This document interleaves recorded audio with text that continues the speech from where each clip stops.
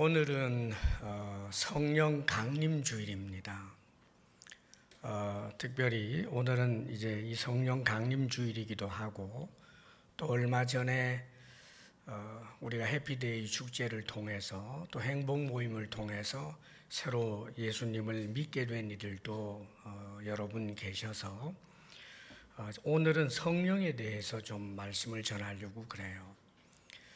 성령에 대해서 성도가 무지하면 안 됩니다.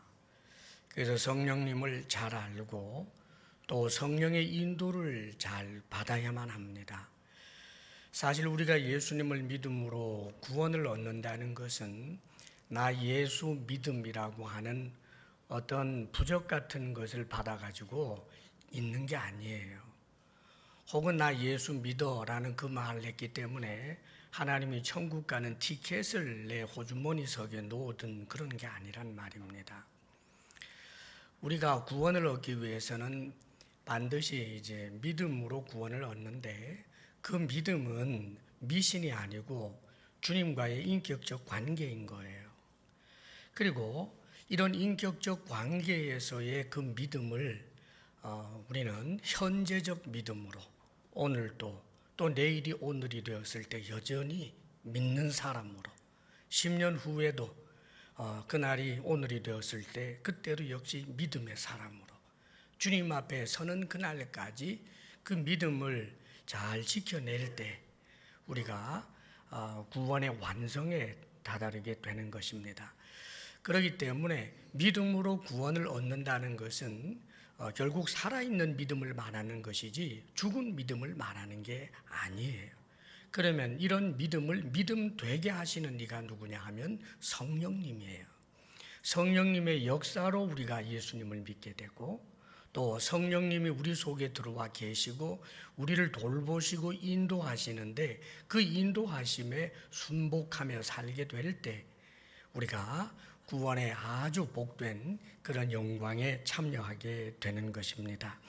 그래서 현재적 구원이 영원한 구원으로 이어지는 그런 복의 사람들이 되기를 바랍니다. 자, 우리는 지금 예수님을 믿고 예수님을 믿는다고 해서 계룡산에 홀로 다 따로 들어가서 그래서 그저 도 닦는 생활을 하는 게 아닙니다. 우리는 우리의 일상생활이 있고 예수 믿는 사람으로서 믿는 사람들이 모이고 또 흩어져, 이걸 교회라고 그래요. 모이는 교회, 흩어지는 교회, 예수 믿는 사람들이 교회입니다. 그러면 이 교회가 어떻게 시작이 되었는가? 이 교회라고 하는 것은 인간이 고안한 제도나 이런 것들이 아니에요. 조직이 아닙니다. 교회는 예수 믿는 사람들이에요. 그런데 예수님을 믿는 사람들에게는 반드시 일어나는 일이 있는데, 예수를 믿는 그 사람 속에는 반드시 성령님이 계셔요. 성령님은 성경에 여러 가지로 이제 표현이 되는데, 하나님의 영, 하나님의 신, 혹은 보혜사, 그리스도의 영, 혹은 예수의 영, 뭐 등등으로 표현이 되는데, 모두가 다 성령을 두고 하는 말입니다. 성령님은 하나님이세요. 우리 하나님은 삼위일체로 현존하시는 분입니다. 성부 하나님, 아버지 하나님이죠. 성자 하나님, 우리가 믿는 예수님이에요. 그리고 성령 하나님, 보혜사이신 성령님이에요. 이 세 분이 한 분이고 한 분이 세 분입니다. 그래서 여기에 대해서는 여러분 너무 깊이 알려고 하지 마세요. 사실은 어떤 학자도 하나님의 그 현존하심에 대하여 우리 인간과 하나님의 엄청난 질적 차이 때문에 도저히 그것은 정확하게 이해할 수 있는 사람은 아무도 없어요. 다만 성경은 놀랍게도 그렇게 표현해주고 있기 때문에, 그래서 우리는 아버지 하나님도 하나님, 예수님도 하나님, 성령님도 하나님, 이 세 분은 분명히 구별되게 나타날 때가 있었단 말입니다. 하늘에서부터 소리가 나서 이는 내 사랑하는 아들이요 내 기뻐하는 자라, 성부 하나님의 음성, 세례를 받고 올라오시는 예수님이 거기 있고 예수님에게 성령이 비둘기처럼 임하는 구별됨이 분명히 있지만, 그럼에도 불구하고 이 세 분은 또 한 분이기도 해요. 그래서 우리 예수님에게 아버지를 보여주세요 라고 제자들이 치기 어리게 그렇게 요청을 합니다. 그러자 우리 주님께서는 아버지를 보여달라고 나를 본 자는 아버지를 보았거늘 어찌하여 아버지를 보이라고 하느냐 그렇게 말씀합니다. 그래서 우리 예수님은 하나님의 형상, 즉 하나님을 보이시게 하시는 분, 그 예수님을 믿고 그리고 성령님은 우리 속에서 우리를 도우시고 인도하시는 분이에요. 자, 오늘 성경은 그 이야기를 명백하게 밝혀주고 있는 말씀입니다.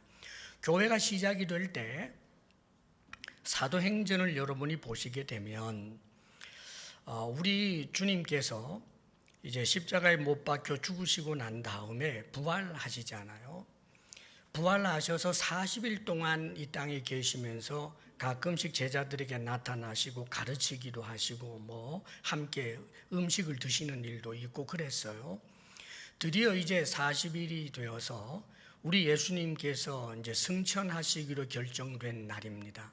그래서 주님께서 승천하시기 전에 사도행전에서 이렇게 보도해 주고 있어요. 그 모여 있는 제자들에게 승천하시기 전에 이제 너희들은 예루살렘을 떠나지 말고 아버지가 너희들에게 약속하신 성령을 기다려라 그래요. 아버지의 약속은 구약 성경에 기록이 되어 있잖아요. 요엘서라든지 이런 데서 이제 성령의 기름 부어주시겠다고 한 약속이 있어요.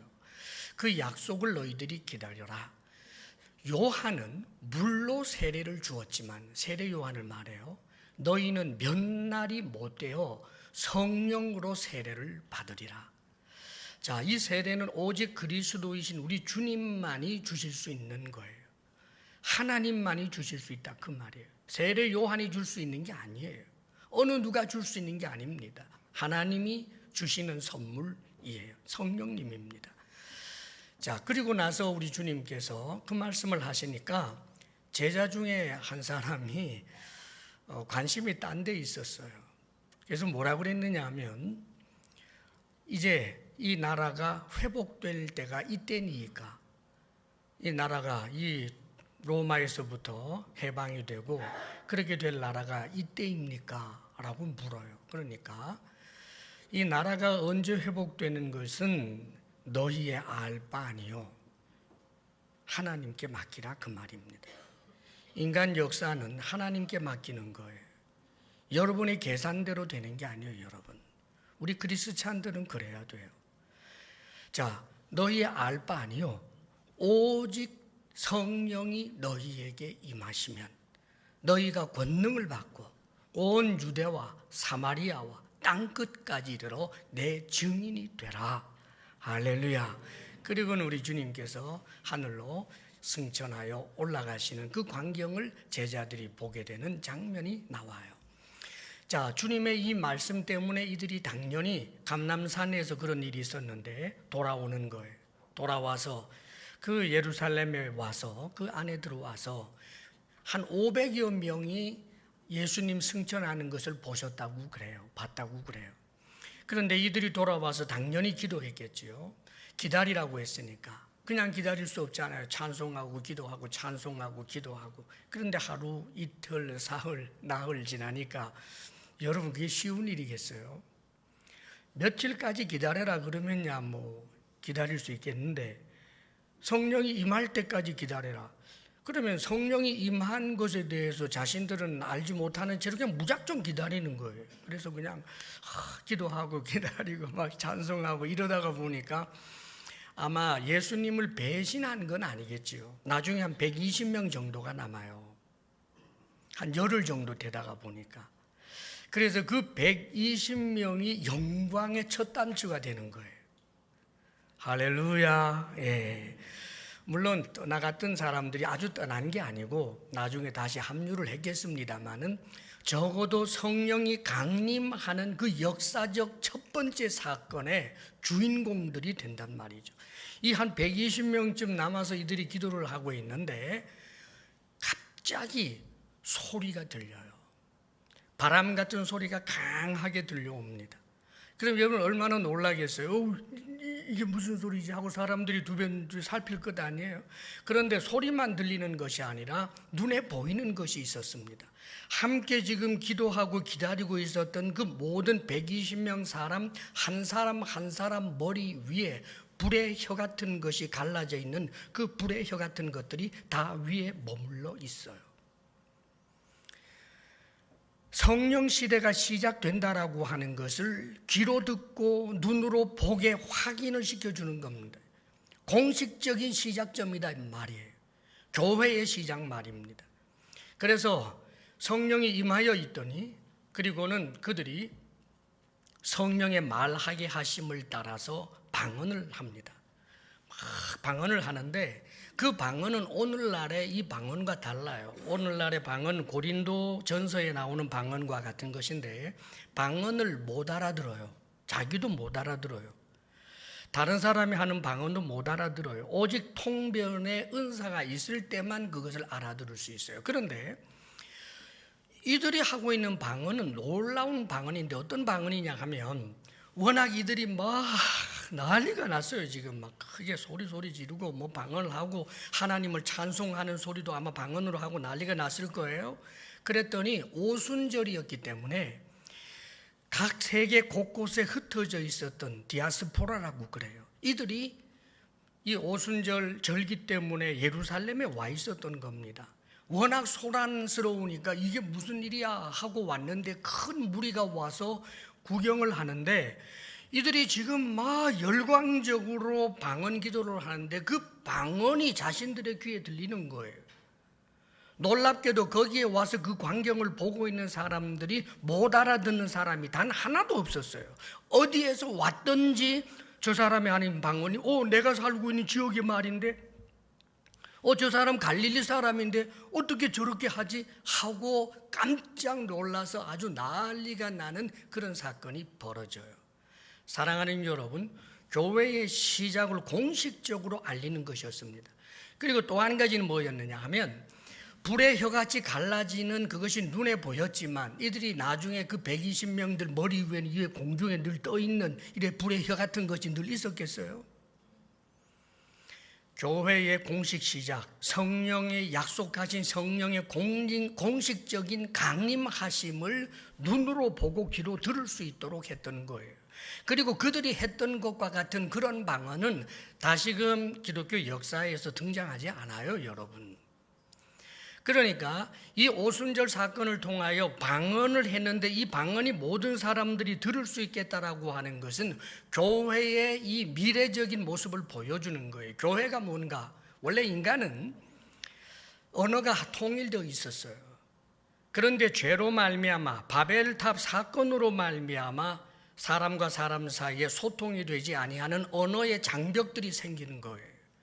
자, 그런데 이 교회 공동체 안에서는 이 언어의 장벽이 무너지는, 나중에 언젠가 하나의 교회에 참여하게 될 때 거기는 미국 사람도 있고 2000년 전 사람도 있고 뭐 어떤 사람도 있고 별의별 사람들이 있지만 모두가 다 성령으로 하나 되어 소통하게 되는 그 공동체가 누구냐? 교회라고 하는 것을 가르쳐 주는 거예요.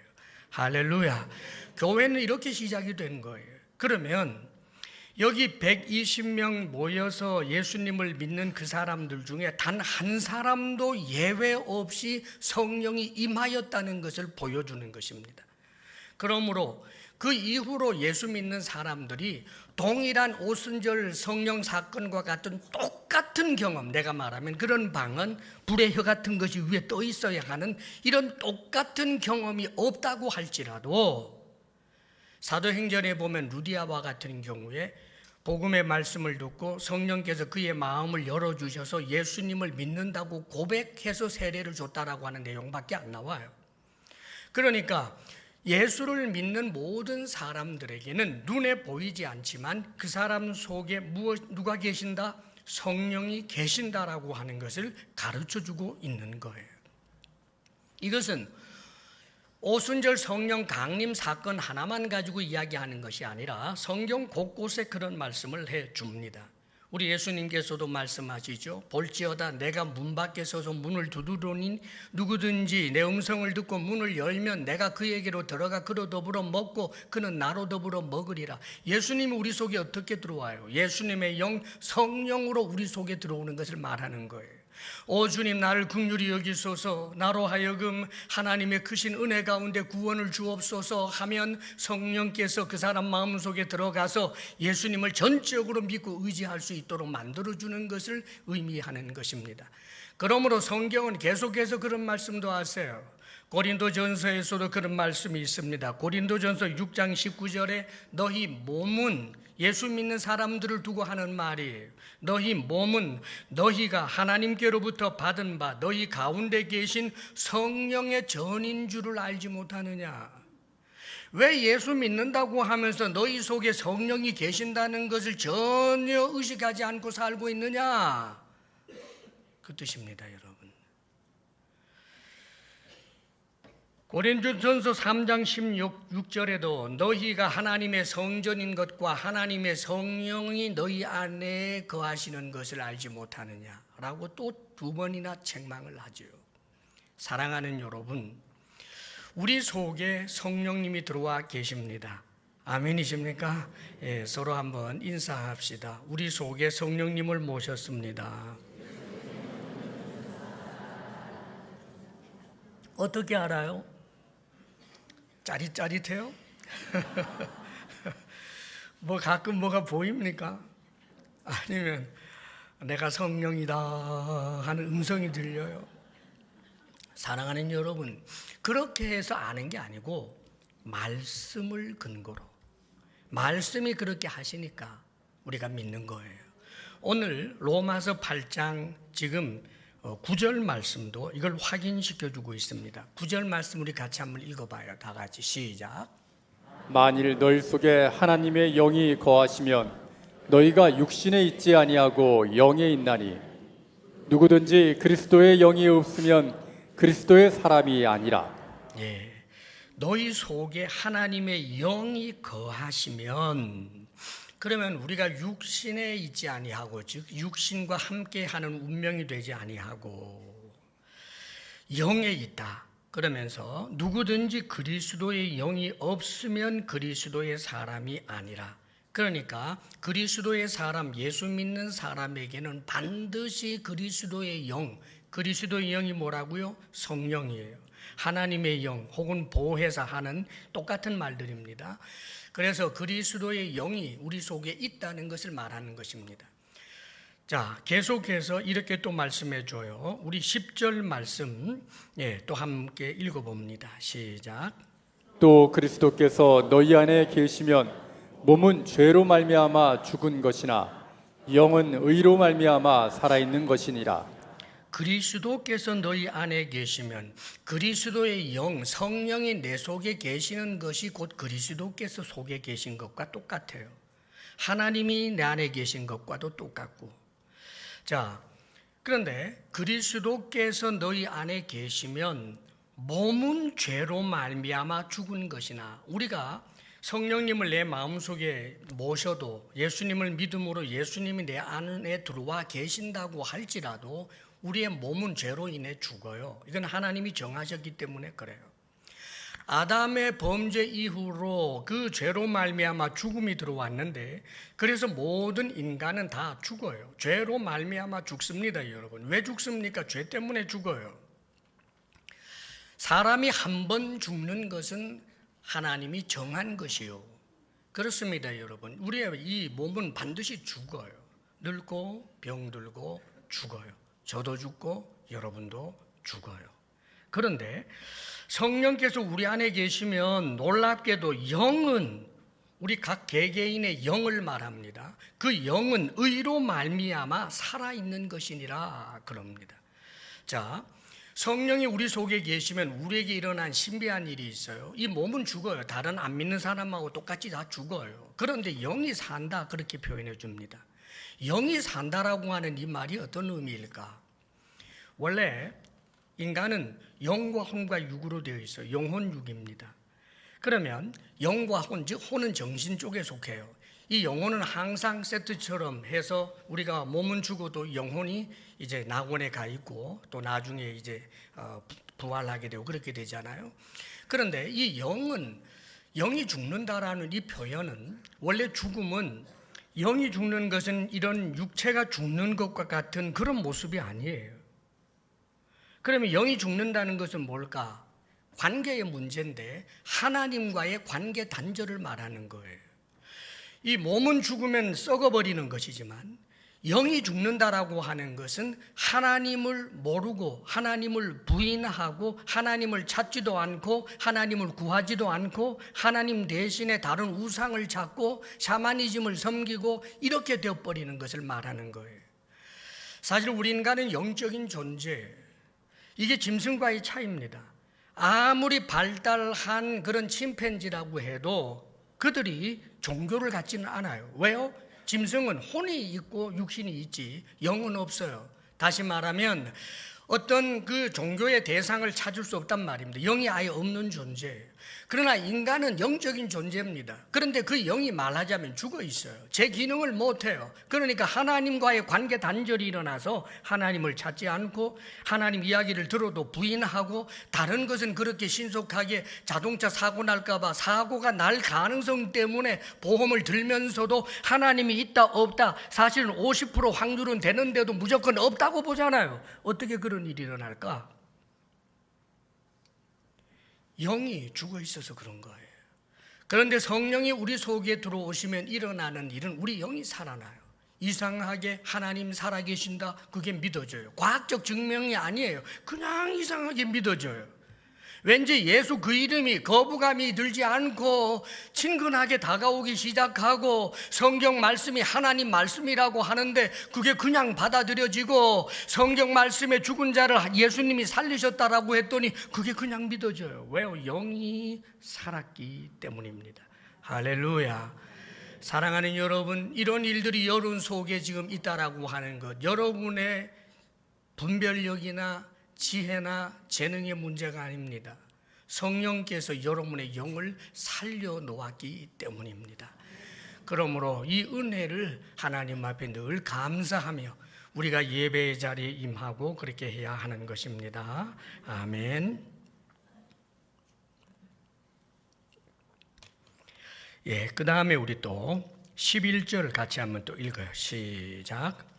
예수를 죽은 자 가운데서 살리신 이의 영이 너희 안에 거하시면 그리스도 예수를 죽은 자 가운데서 살리신 이가 너희 안에 거하시는 그의 영으로 말미암아 너희 죽을 몸도 살리시리라.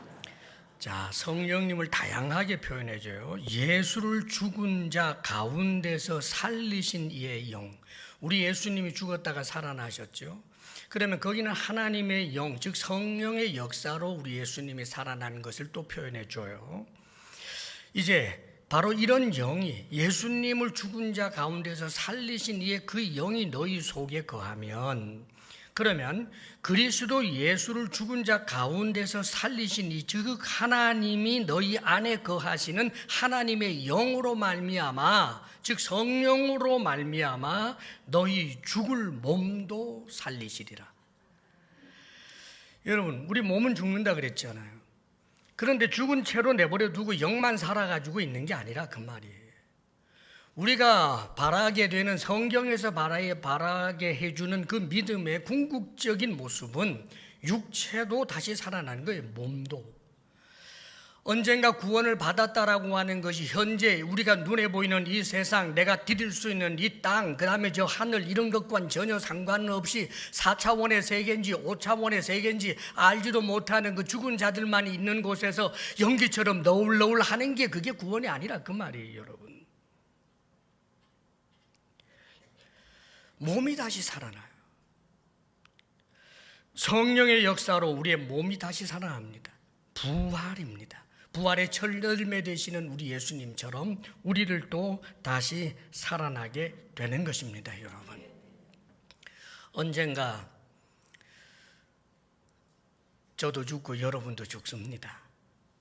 그런데 우리 속에 성령이 계시면 죽었다고 할지라도 우리의 영혼은 이미 살아있는 채로, 그래서 천사들에게 이제 들려줘서 그 예수님께서 나사로와 부자의 그 비유 이야기 해주신 것을 생각해 보면, 그래서 낙원으로, 거기 믿음의 정말 그런 선진들이 있는 곳에, 또 우리 주님이 있는 곳에, 너와 오늘 네가 나와 함께 낙원에 있겠다. 예수님이 십자가 위에서 한편 강도를 두고 하신 말이잖아요. 그의 몸은 십자가에 못 박혀 죽어버리지만 그의 영혼은 죽는 순간 예수님과 함께 낙원에 있게 될 거다. 그 얘기하셨잖아요.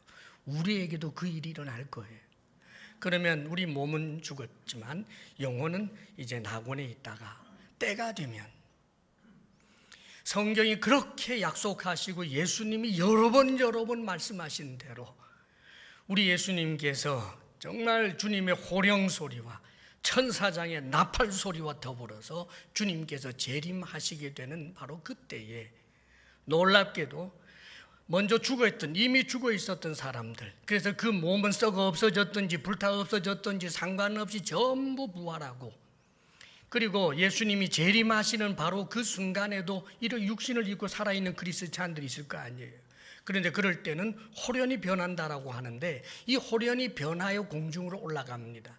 죽음을 맛보지 않는 것 같지만 순간적으로 죽고 살아나는 거예요, 여러분. 그렇게 해서 완전히 변화되어서 그렇게 공중에서 주를 영접하고 주님과 함께 오게 되는 내용이 성경에는 기록이 되어 있다는 말입니다. 그때의 그 부활의 몸에 대하여 이 빌립보서 3장 21절에는 이렇게 표현합니다. 그는 만물을 자기에게 복종하게 하실 수 있는 자의 역사로, 즉 성령의 역사로 우리의 낮은 몸을 자기 영광의 몸의 형체와 같이 변하게 하시리라. 그래서 고린도전서 15장에도 그렇게 말씀하시지 않습니까? 우리가 부활하게 되면 이런 썩을 몸이 아니고 썩지 아니하는 몸으로 부활할 것이고, 욕된 몸이 아니라 영광스러운 몸으로 부활할 것이고, 연약한 몸이 아니라 강한 몸으로 부활할 것이며, 이런 육의 몸이 아니라 신령한 몸으로 부활할 것이니라 할렐루야 하며 기뻐하는 내용이 성경에 나와요. 사랑하는 여러분, 이 일이 우리에게 일어나게 될 것입니다. 믿는 이들에게 말입니다. 과학 아닙니다, 여러분. 사상 철학 아닙니다, 여러분. 우리가 구원을 얻는다라고 하는 것이 전적인 하나님의 은혜 가운데 있다라는 것을 말씀해 주고 있는 거예요. 그런데 우리가 어떻게 성령을 모르고 살아요? 그래서 이런 엄청난 은혜의 이야기를 하면서 우리가 성령의 인도함을 받을 것에 대해서 이야기하는데, 그 성령의 인도함을 받는 것을 이야기하는 그런 이제 중요한 그런 내용들을 계속해서 말씀해 줬던 거예요. 심지어는 오늘 말씀 가운데 15절에 보면 이런 표현도 있어요. 성령께서 어떤 일도 하시느냐 하면 15절 한번 읽어볼까요? 15절 다 같이 시작. 너희는 다시 무서워하는 종의 영을 받지 아니하고 양자의 영을 받았으므로 우리가 아빠 아버지라고 부르짖느니라. 예, 우리가 종의 영을 받지 않았다. 우리는 양자의 영을 받았다. 양자 되게 하시는 영, 즉 성령을 말하는 거예요. 우리는 하나님을 아빠라고 불러요. 이 아빠는 가장 친근함을 나타내는 표현이란 말이죠. 아버지 하나님, 아빠 하나님, 나의 하나님, 그렇게 우리가 부를 수 있어요. 이것이 어떻게 가능하냐 하면 성령께서 우리 속에서 역사하시기 때문에 가능한 거예요. 아직까지 여러분 속에 성령님이 계신지 좀 불안하고 두려우면 그걸 확신하려고 누군가 예언하는 사람에게 머리 들이밀고 물어보면서 내가 성령 받았는지 안 받았는지 확인 좀 해줄래? 이러면 안 돼요, 여러분. 말씀으로 알아야 돼요.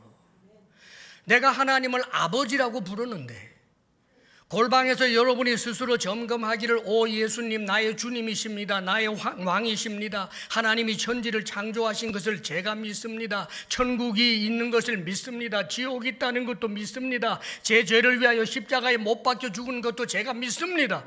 예, 성령이 그 안에 계신다라고 하는 가장 확실한 증거입니다. 그러므로 이 문제에 대하여 흔들림이 없기를 바랍니다.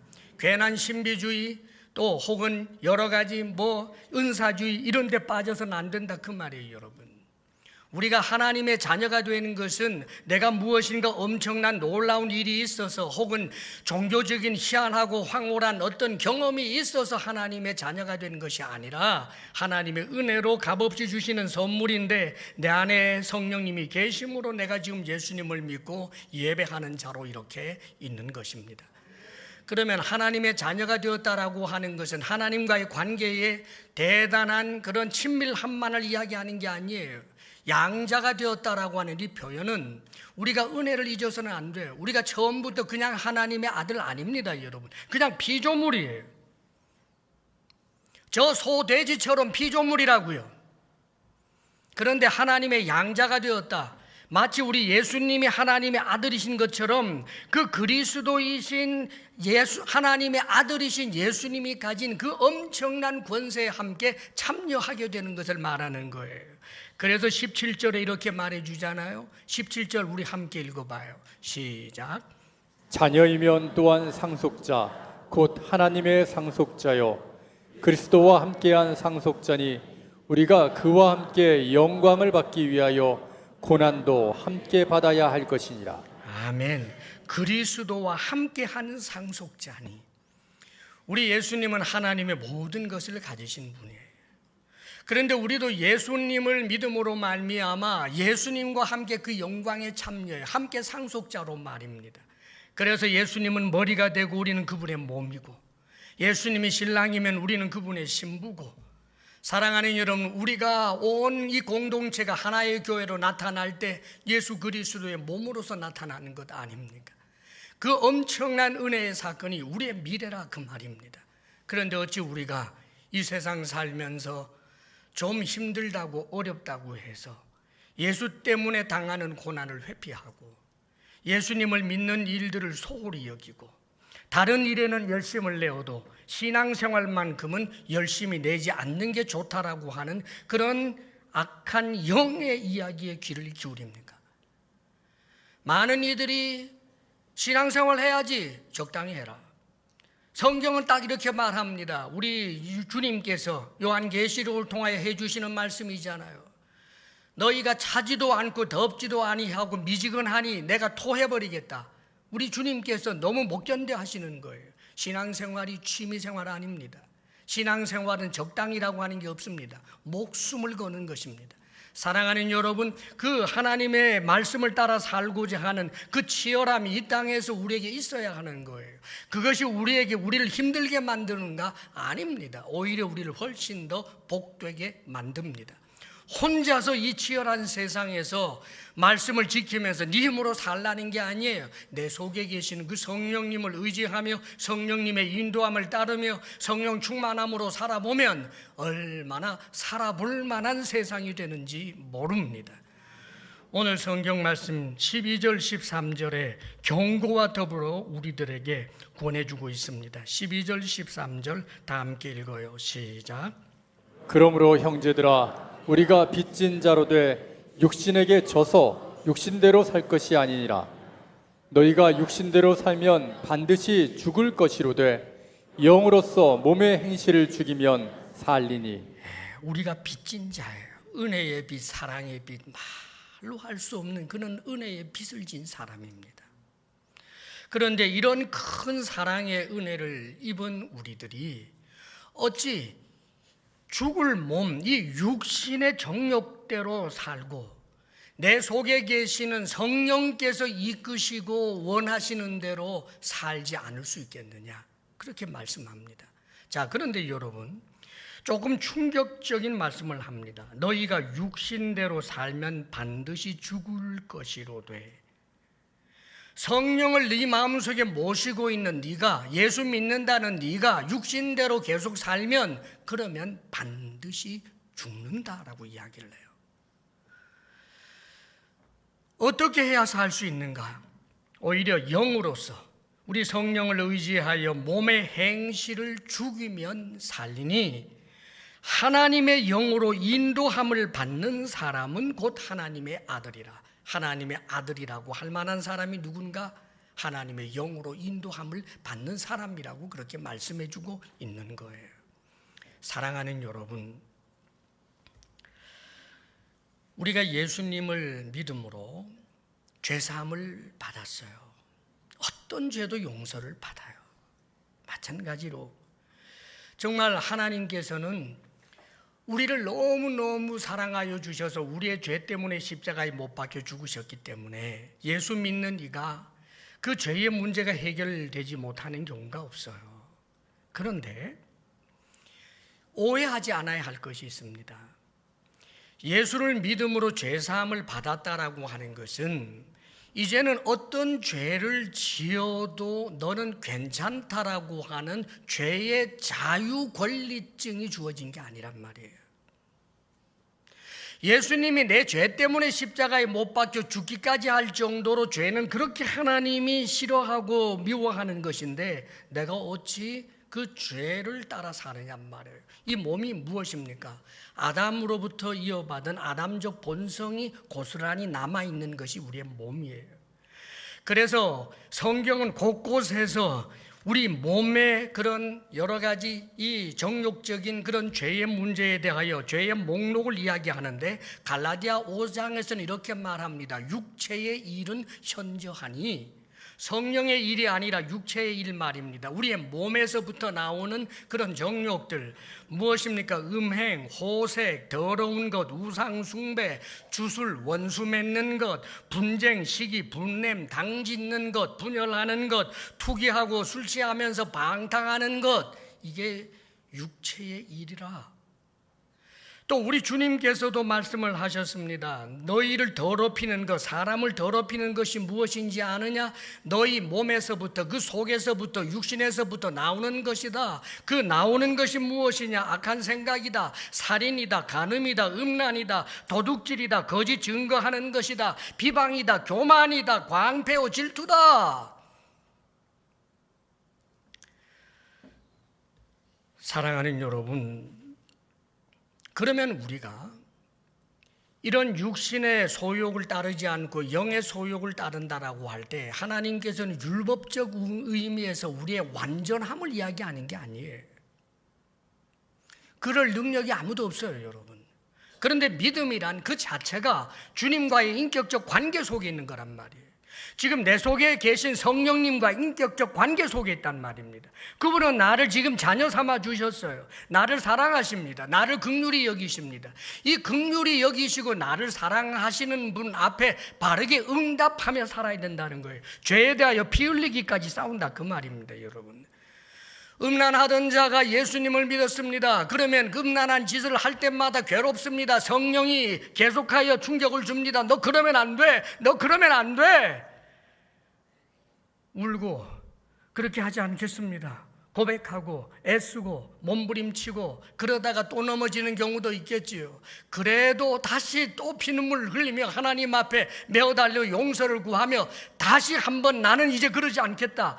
사랑하는 여러분, 저는 분명히 말합니다. 성령이 도우십니다. 반드시 떠날 수 있습니다, 여러분. 그런데 하나님 미안, 악한 짓, 하나님 죄송, 악한 짓, 양심의 화인 맞은 자, 하나님의 은혜를 오히려 죄의 기회로 삼아버리는 자, 나중에는 견딜 수 없어서 성령이 떠나버립니다. 그러면 그의 믿음도 실종해요. 오랫동안 신앙생활하면서도 사명이 뭐냐? 교회를 계속하여 헐뜯고 힘들게 하고 고통스럽게 하고 의가 어쩌고 하면서 계속해서 남을 죽이는 일만 하면서 바리새인처럼 되어 살면서도 자신에게 어떤 문제가 일어난지도 모른 채 살아가 버리는, 얼마나 무서운 일들이 있는지 모릅니다, 여러분. 성경에 사울과 다윗의 이야기가 있어요. 사울, 성령을 그가 받았던 사람이에요. 그에게 성령이 임하여 있었습니다. 그런데 여러분, 그는 하나님 앞에서 그의 하나님의 말씀을 어긴 것에 대하여 애통의 함이 애시당초 없어요. 하나님이 자신의 다음으로 다윗을 세웠다는 것을 알면서도 얼마나 메뚜기 잡듯이 추적하고 쫓아다녀요. 그냥 죽이려고 그냥 온 힘을 다해서. 하루 이틀이 아니었어요, 여러분. 얼마나 성령께서 그에게 죄책감을 줬겠습니까만 무시했어요. 아이.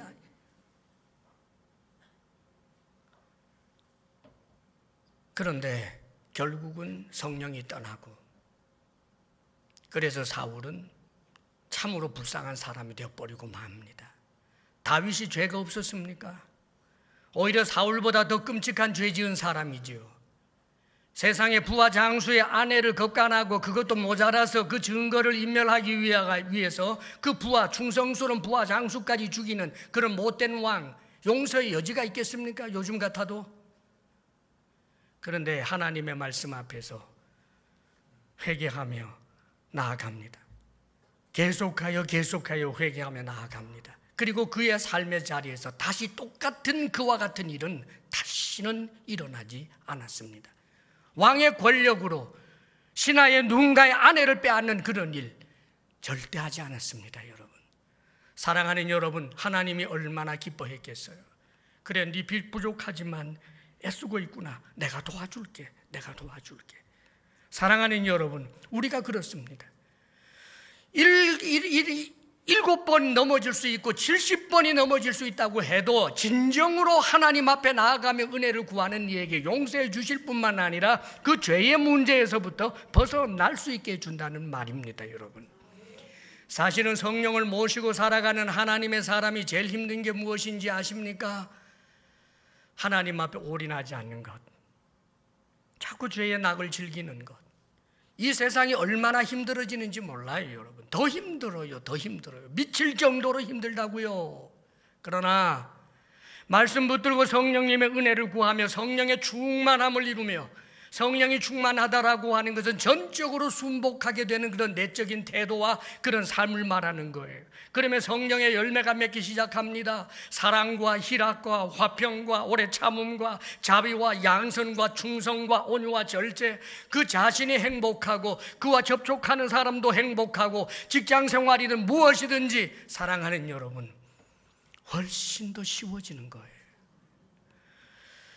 마치 나귀가 가시채를 뒷발길질 하는 것처럼 이 육신의 소욕을 좀 따르는 그 달달한 그 사탕 같은 것, 그게 좋다고 빨아먹는 것처럼 그래봤자 결국은 생채기만 자기 자신에게 나는 거죠. 사랑하는 여러분, 우리는 하나님의 자녀들입니다. 예수 그리스도를 믿는 우리가 이 땅의 삶을 살 때 육신의 소욕, 이 육신에 따라 살지 아니하고 계속하여 하나님 앞에 나와 예배하며 기도하며 말씀을 가까이 하고 하는 그런 모든 일들이 무엇 때문입니까? 성령의 음성이 더욱 선명하게 귀에 들려오도록. 왜 선포되는 말씀 가운데 귀를 기울입니까? 성령의 음성이 강력하게 들려오도록. 왜 마음을 열고 진지하게 성경을 읽습니까? 성령의 음성이 내 속에 더욱더 강력하게 들려오도록, 내 온 내부를 가득 채우도록, 힘이 되도록, 능력이 되도록 그리하여 살게 되면, 사랑하는 여러분, 감옥에서도 노래할 수 있다고요. 노예 상태인데도 오히려 기뻐할 수 있다고요. 가난해도 노래할 수 있고, 병들어서 침상에 누워있다고 할지라도 하나님께서 고쳐주시기를 소원하면서도 고쳐주시지 않는다고 할지라도 하나님 원망이 아니라 하나님을 향한 노래로 돌려지는 그런 신비한 일들이 우리들에게 일어날 수 있는 것입니다. 믿음 따라 사시고 성령 따라 사시고 이 육신 따라 살지 않기를 주의 이름으로 축원합니다. 우리 서로 마지막 인사하고 마칩시다. 서로 돌아보며 하나님의 자녀답게 삽시다. 네, 아멘입니다. 기도하겠습니다. 아버지 하나님, 참으로 이 진흙과 같은 흙에서 났다 흙으로 돌아가고 만물의 찌꺼기처럼 영원한 지옥에 던져질 수밖에 없는 우리들이 하나님의 크신 은혜로 우리 주 예수 그리스도를 믿고 성령을 우리 속에 모시며 성령의 인도하심을 따라 살 수 있는 큰 복을 주셔서 힘든 이 세상도 우리 주님 의지하며 살아낼 수 있도록 은혜 베푸시고, 언젠가 우리의 삶이 끝날 때 우리의 영혼이 주님 계시는 곳에 있다가 주님과 함께 다시 새 하늘과 새 땅에서 영생 복락을 누릴 수 있는 크신 은혜를 주신 하나님 찬양합니다. 이제 원하오니 사랑하는 우리 주사랑교회 성도들 한 사람 한 사람 붙들어 주셔서 저들이 그 마음속에 성령을 모신 하나님의 자녀답게 이제는 육신의 소욕대로 살지 아니하고 영의 뜻을 따라 살아가는 하나님의 사람들이 되게 하여 주옵소서. 예수님 이름으로 기도하옵나이다. 아멘.